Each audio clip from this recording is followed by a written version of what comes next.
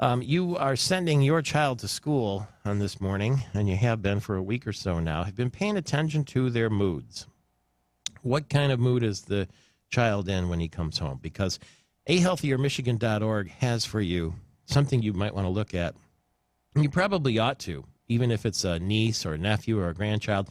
7 signs your child might be the victim of bullying is at ahealthiermichigan.org, especially children who are overweight or children who are shy. Sometimes they can feel ashamed and defenseless, and bullying can damage your child's self-esteem and sometimes even worse.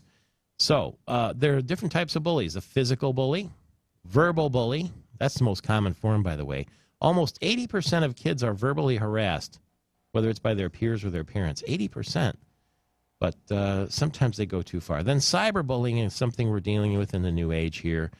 Aggression carried out via technology. And it's very prevalent in the internet age here on different social media and so forth. And so if you see a sudden decline in grades or a loss of interest in schoolwork or even a reluctance to go to school, could be bullying, and maybe they just don't want to tell you because maybe they're embarrassed. Changes in eating habits, binge eating or starvation. Depression, if they have no passion for their hobbies or low self-esteem. Maybe they're having nightmares or difficulty sleeping. Headaches, stomach aches, faking illness to avoid school.